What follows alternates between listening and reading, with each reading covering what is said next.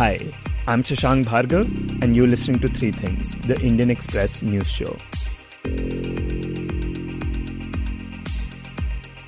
In this episode, we talk about the reasons why the RBI has failed to bring down inflation.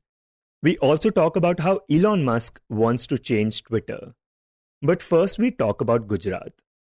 Last week, the Gujarat government, which has the BJP in power, announced that it will set up a committee for the implementation of the Uniform Civil Code. The idea that there should be one single law that would decide how personal matters like marriage, divorce, inheritance, or adoption are governed, regardless of someone's religion. In the past, many in the minority have been critical of this idea because they fear that this single law will be skewed in the favor of those in the majority. Now, this announcement by the Gujarat government comes ahead of the state assembly elections that are scheduled to take place later this year. And what is important to note is that recently a similar announcement was made in Uttarakhand, and that happened just before the elections as well. In this segment, we speak to Indian Express's Sohini Ghosh about this announcement and why experts say that it might not be legally sound. So on October 29th, Gujarat Home Minister Harsh Sanghvi basically announced that the Gujarat cabinet has taken a decision to form a committee to look into the various aspects of implementing Uniform Civil Code. This does not mean that the Uniform Civil Code is getting implemented right away, but it's only a committee that will look into the feasibility of it, will seek opinions from various stakeholders. So the announcement basically lays the base for going ahead with a common civil law that would govern the state of Gujarat, according to what the Home Minister's announcement had indicated. Right, and this is something that the BJP has been demanding for some time. But what was the rationale given by the Gujarat government for the need to implement it? So now the rationale for at least the Gujarat announcement was basically that there are a lot of pending civil disputes in courts. And the reason for that is various laws governing these issues and courts thus not taking such issues forward adjudication. So this was basically more or less the rationale that was cited by Union Minister of Fisheries, Parshottam Rupala, who was basically making this announcement from the BJP head office, which is odd given that the government is saying this is the government's decision. So technically this should have been announced from the government's office and not a specific party's office. Right, and the BJP announcing this, it's similar to when it did that in Uttarakhand, right? Which also happened right before the elections. Correct. So BJP also had included this in their 2019 general elections manifesto as well. Then Uttarakhand became a test case because they had their elections earlier this year. And on the last day of the campaigning, the chief minister, who has now got a second term, he had announced that if voted to power or re-elected to power, they'll be bringing in the UCC, at least a step towards it, by forming a committee to look into the aspects of it. Same as what has now been announced in Gujarat. And subsequently, they were voted to power in March, and they formed a committee under a retired justice. And the work is ongoing presently where the committee is seeking opinions from all quarters in the state, various stakeholders. They have also launched a web portal to that effect. Now, we also need to understand that although it is this is kind of becoming BJP's playbook. If we are seeing the pattern here, Uttarakhand and now Gujarat, some of the opposition parties have also pointed out that this is in fact going to harm BJP more in Gujarat at least than benefit them. And one of their rationale towards this is there's a huge tribal vote bank that you have here. And a significant portion of them, at least the past election records show, do vote for BJP. We have tribal leaders also within the BJP party. So the rationale being given by Congress, one of the opposition party here, is that the tribals understand that how UCC is going to affect their culture, their laws, the protections they have under the constitution. And according to them, this kind of move is going to affect BJP adversely. And other opposition parties have also spoken out against this. The Aam Aadmi Party, for example, has said that this is all because of the elections and just a tactic to appease certain voters. But besides the electoral ramifications of this, when you spoke to legal experts, they told you that this decision is not very constitutionally sound. I mean, forming a committee like this is fine, but the actual implementation of the UCC in Gujarat, they said, is legally shaky, right? Correct. So the ultimate implementation of UCC, which is what the BJP is pushing for, that has to be an issue that is dealt by the parliament and not by specific state. Because the constitution states that this comes under your concurrent list. State can't take unilateral decision. Concurrent subject would require presidential assent and not your state's governor's assent, if subsequently this becomes an act. Secondly, also when we talk about the legal aspect, we also need to take into consideration the Law Commission's opinion. The last Law Commission was the 21st Law Commission, which was eventually disbanded in 2018. And before the commission completed its tenure, they had basically submitted that UCC at this point or at this stage is not required in India, and had instead recommended certain tweaks, amendments that can be done to your personal laws for each religion so that there's more equity, say, among women and men and other genders. There was a focus towards gender neutral aspect in the law, wordings of the law. So that is something that the commission had recommended and had in clear terms said that UCC is not something that India needs at this point of time. Also, you write that the implementation of UCC is already being discussed in the Supreme Court right now. And there the centre, which is under the BJP, is actually opposing the petitions in favor of it. And in doing so, it is in fact opposing a BJP leader who has filed one of these petitions. So what is the reason that it is doing that? So according to them, such petitions are not maintainable where you are asking for directions from the court towards implementation of UCC, because this is completely under the legislation's domain and court does not have the jurisdiction to direct another pillar of democracy to make or not make certain laws. Now, a party that has continuously advocated for this law, they cannot probably come out in the open and say that this thing is not being recommended, so our hands are tied, so we can't really implement this now, because that would leave them red-faced to an extent. So to skirt the issue, they are basically probably trying to present before the Supreme Court on a very legal aspect. They are not exactly commenting on whether they want to implement UCC across India or not. What stage of such deliberations are they into? They are not going into that. They are going into a very technical issue of maintainability or non-maintainability of petitions. So broadly, I feel that's the case here, where it does not want to admit what the unanimous opinion across experts in this field is, and they would rather keep this in the back burner as a pending issue so that they can legislate on it eventually when the need arises. And Sohini, earlier we were talking about the opposition in the state criticizing this move. And in that regard, we also heard from the AIMIM chief, Asasuddin Owaisi. Could you talk about what he said?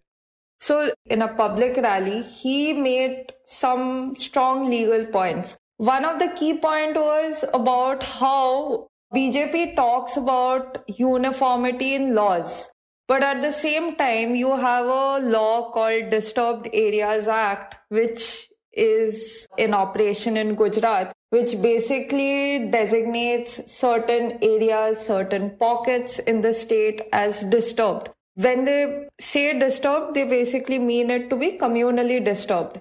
And in such pockets, transfer of properties require your collector's permission. Not authorization, but permission. So technically, if I want to sell my property to a Hindu person's property to a Muslim person, I'll have to first check with the collector's office whether I can authorize such a transfer or not. So OAC's broad point was basically that when you have such discriminatory laws in your own state for aspects that don't require discrimination, for example, we don't have such acts elsewhere, at least in most parts of the country. And on the other hand, you're talking about uniform laws to govern civil matters, civil disputes, which also includes property disputes. Isn't that hypocrisy? This has been OAC's broader point. So broadly, yeah, these are what the criticism has been so far.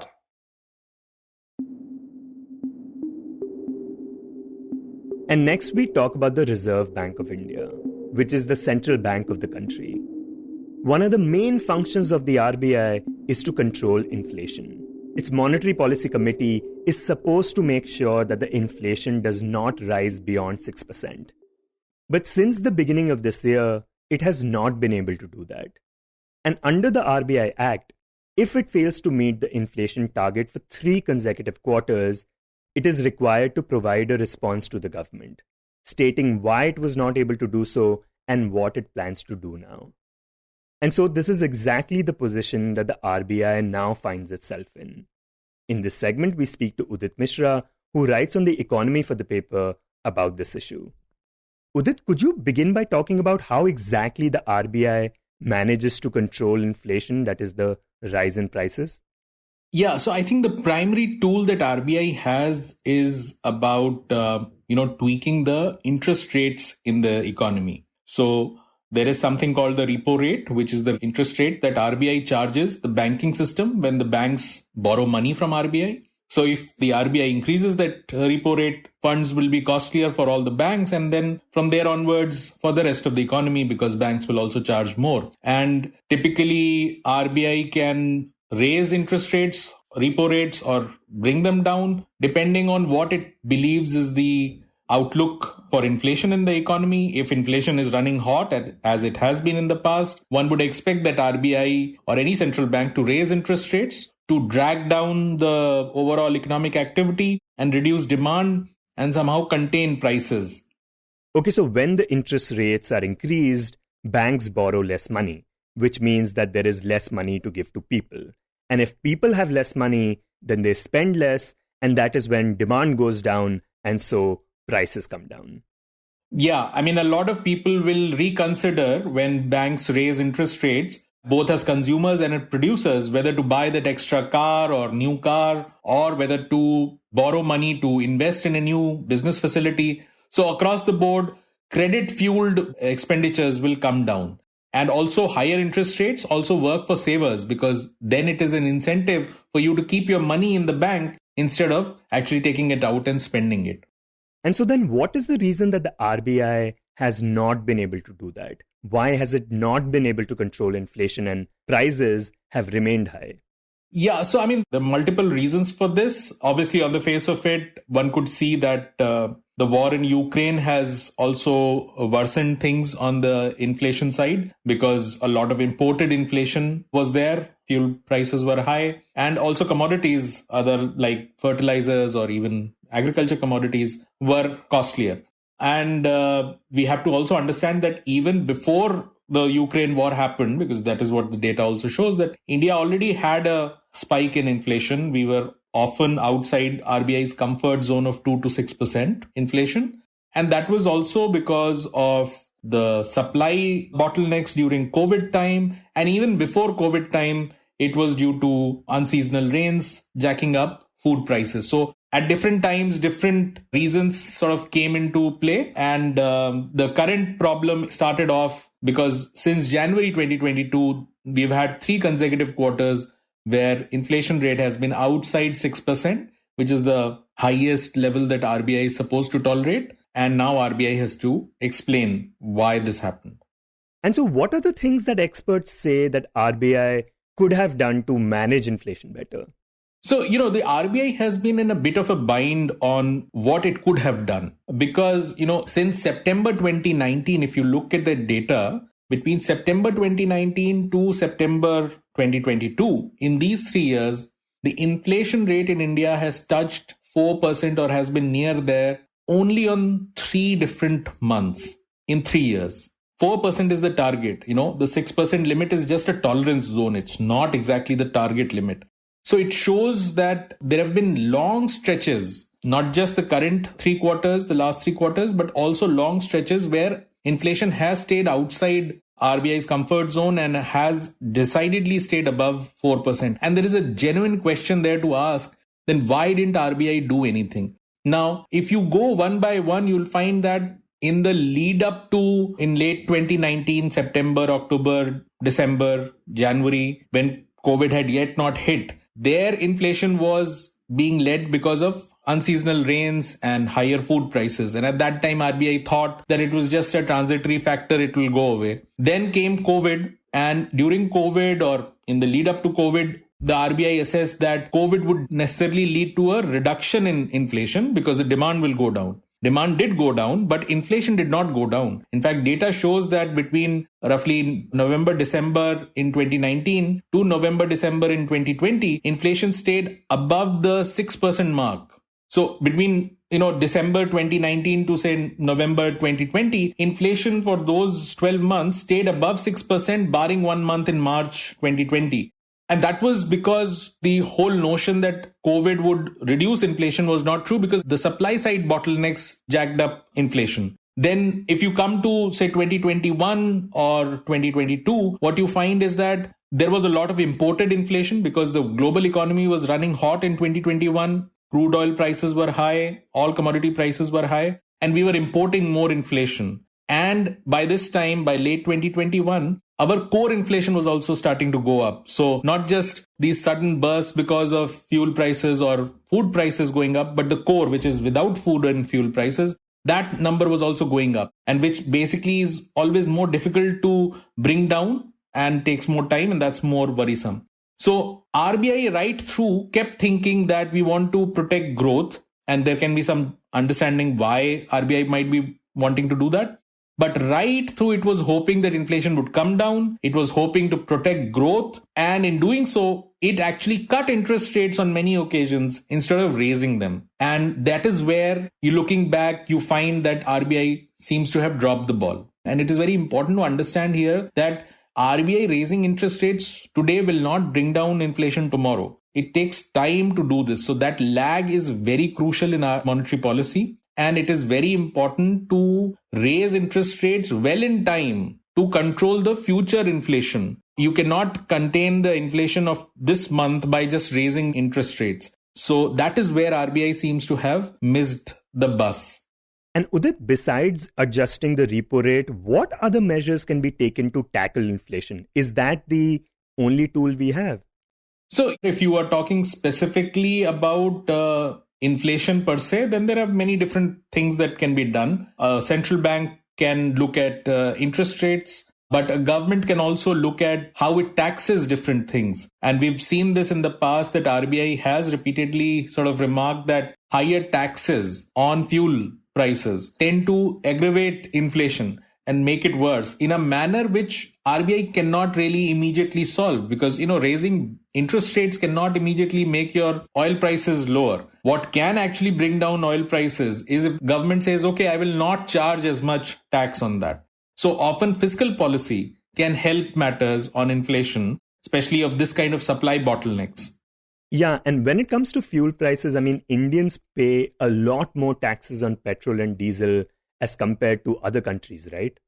Yeah, that's true. And one reason again is that, government is looking at it from its perspective, that it's looking at it as a revenue source. But there comes a time, and that has been for a while now, where when the economy overall is suffering from a demand depression, lower demand, if you tend to charge a lot of taxes on something as basic as fuel prices, then it will further depress demand. while also raising interest rates, while also raising inflation and making it absolutely worse for everybody. A government can decide that, okay, instead of charging, say, the fuel prices as much, which tend to sort of then lead to a lot of inflation, and inflation tends to typically hurt the poor more, then let me directly tax the richest people in the economy, have more direct taxation instead of this kind of an indirect taxation.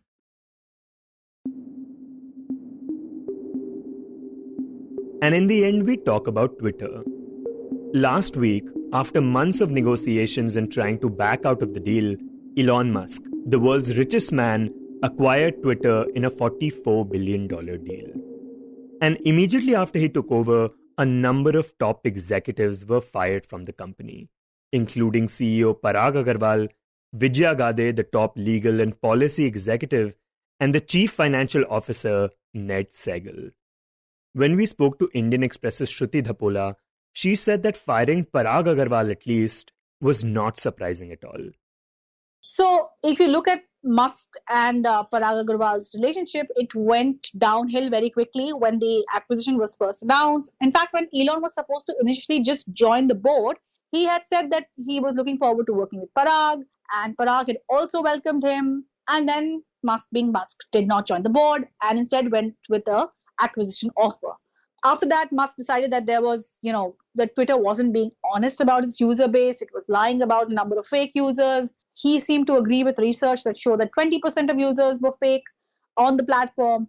And clearly, Parag Agarwal was not a fan of this. He did put out an explanation in public challenging these assumptions, saying that there's a lot of, data and analysis at the back, which goes into determining what it actually is a spam account or a fake account or a real account or a human account. And there was a lot of back and forth on that. And of course, Musk replied to one of his tweets with a poop emoji because he didn't seem to agree with what Agarwal was saying.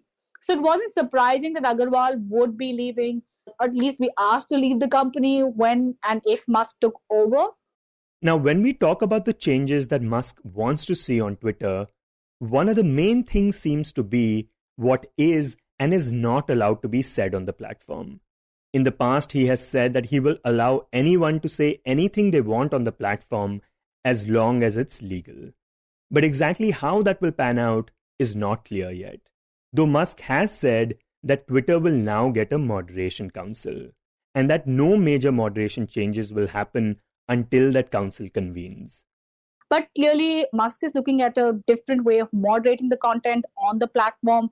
He wants a council of sorts. Exactly how diverse this council will be, we'll have to wait and see who ends up becoming a part of it, how successful the council is. I think that's all something that will be closely, watched. He's also tweeted to advertisers saying that he doesn't want Twitter to become a hellscape. And clearly, he will not stand for harassment, or at least that's the hope. Someone, I think, also asked him why was Kanye West's account restored, and he said that was done before the takeover, so he wasn't really involved with that decision. We'll have to see who gets reinstated. He's clearly not a fan of life bans. He doesn't think anyone should be banned from the platform forever.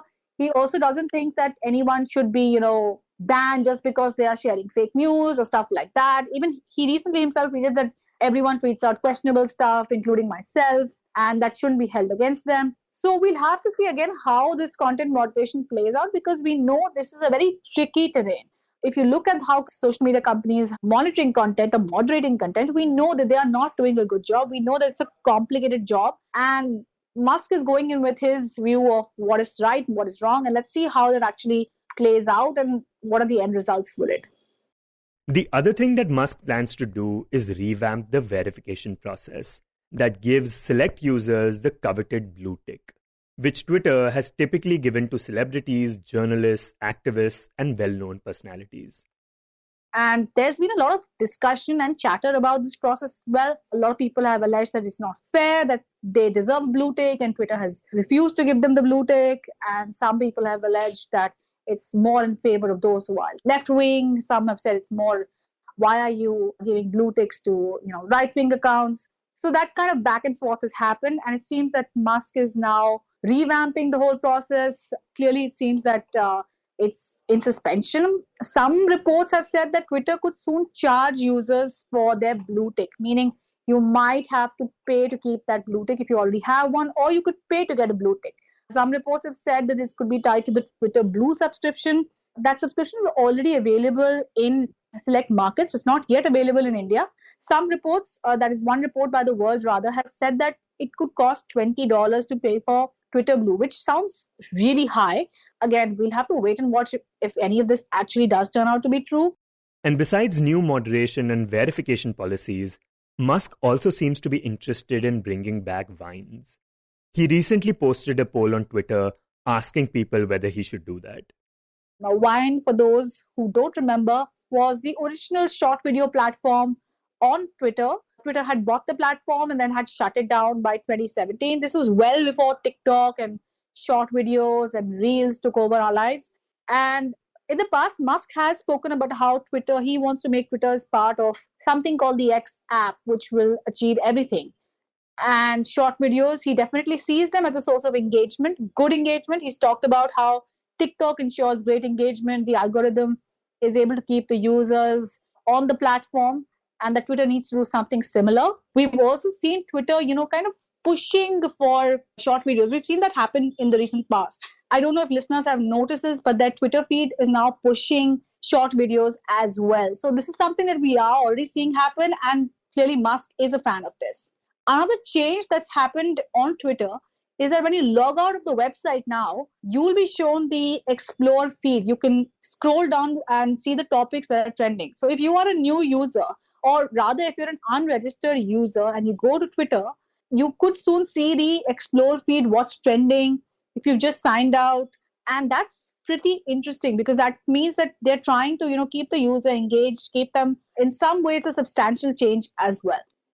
And Musk, of course, also seems to be concerned about Twitter's revenue. In fact, charging people to get blue ticks could be seen as a part of that. Previously, Musk has claimed that he would increase Twitter's annual revenue to $26.4 billion by 2028. More than 4 times the revenue it made last year. So, of course, he's going to talk a lot about the numbers and the revenue. That's a key part of his vision for Twitter. Like I said, he wants it to be a part of the X app where users can achieve everything. He's talked about apps in China also that do something similar, say like WeChat, which is a super app where you have social media, e-commerce, ride hailing, everything in one place. South Korea has a lot of these apps as well, which are just super apps, and everything is taking place on them. And that's somewhat part of the vision that he has for Twitter. Twitter Blue could, of course, play a key role in that. How does it evolve? We'll have to wait and see. Are users even willing to subscribe to something like this? Again, we'll have to wait and see. And it's not exactly clear yet. He's also talked about how he wants to increase Twitter's user base over the years. Now, that's a really tough one because Twitter hasn't really grown as far as numbers are concerned. Its user base has more or less remained around 350 million. It's not really grown over the past few years. Compare this to, say, Facebook or Instagram or TikTok. All of them have, billions of users, and they continue to grow. Whereas Twitter has sort of struggled. So whether Musk can really change that narrative, turn it around as a product, we'll have to wait and see. You were listening to 3 Things by The Indian Express. Today's show was written and produced by me, Shashank Bhargava, and was edited and mixed by Suresh Pawar. If you like the show, then do subscribe to us wherever you get your podcasts. You can also recommend the show to someone you think will like it, share it with a friend or someone in your family. It's the best way for people to get to know about us. You can tweet us at Express Podcast and write to us at podcast@indianexpress.com.